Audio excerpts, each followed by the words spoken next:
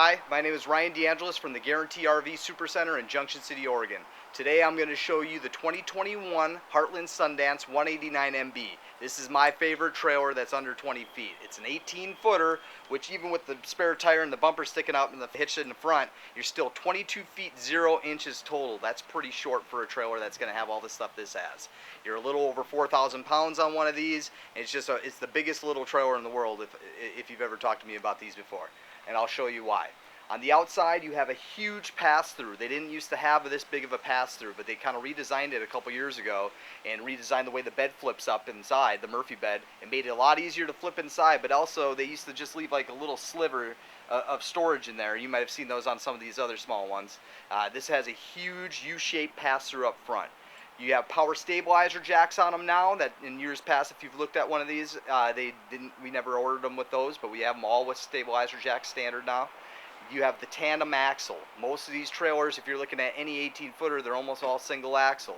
And if you'd like a little more stability, or you like to have more than two wheels on the ground in case you got a flat, this has got the tandem axle. Another thing they added this year in 2021 is something called ASDEL into the walls. You may know what this is if you've ever studied on the Lance. You got some of your Coachman products use it as well. It's a man-made material that can't be damaged by water.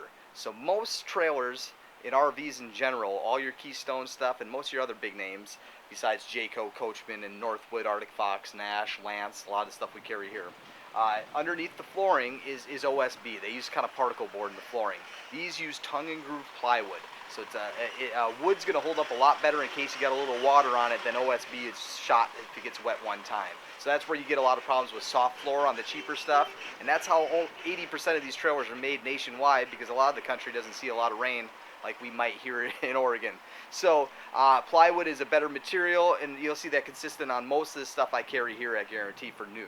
So another thing that they do when they put particle board in the floors, they also put it in the walls. So you got aluminum frame, which is great on a lot of this stuff, but if they're smooth-sided, they're usually putting a layer of particle board in between the aluminum and that fiberglass on the outside.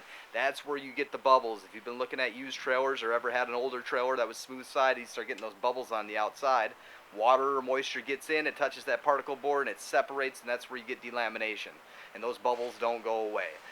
Plywood is a much better option, and some of the better stuff in this industry will use that in the walls, but this is using something called ASDEL, which if you look in the door jamb here, you can see it. It's a man-made material. It's half the weight. It's twice as strong. It's a better insulator. It insulates 3 times better. It can't mold and all this other good stuff, but the main thing is it shaves a lot of weight off of one of these things over using plywood or fake wood, some particle board. And it also can't be damaged by water, so it's impossible to get delamination bubbles on the sidewalls of one of these, or like the Apex and Lance, Freedom Express, other stuff that uses ASDEL. It's a pretty big deal in this industry. It costs more money to use, so not everybody's going to use the cheap stuff, right? So it's a pretty big step for Sundance to make, and all my 2021 Sundances, they all have ASDEL in the walls, which they didn't in years past, which is pretty cool. Around the other side here, I'll show you the slide outs on these. That's another difference from the Sundance and a lot of other brands. You have a rack and pinion slide system. It's beefy under there. It can handle a lot of weight, and it's also the most reliable. Guess what? Not being the cheapest one, like a cable slide, or the lightest one, most companies are going to use the cheaper, lighter stuff. This is a better slide. It's not the cheapest or the lightest, but it's the most reliable and can handle the most amount of weight. When you're looking at all your high-end stuff and they got the big slides all over the place, the better built stuff is all going to have rack and pinion like this. And it's pretty cool to find it in such a small trailer that's under 30 grand, that's under 5,000 pounds and all this good stuff. Follow me inside. I'm going to show you some stuff in here.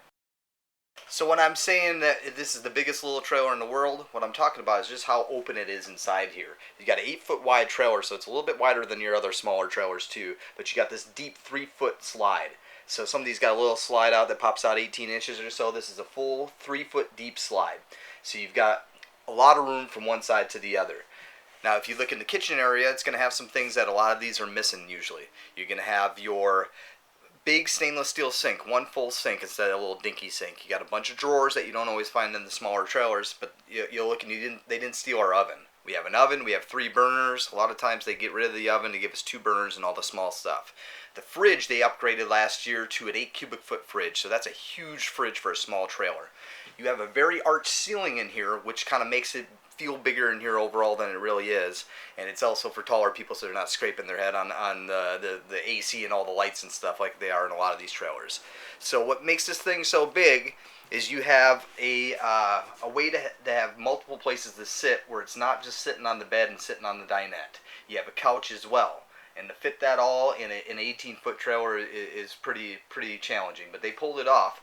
And what you have here is you got a couch that you can sit on, and then you can fold it down, and you got a RV queen bed down below it. Let me show you.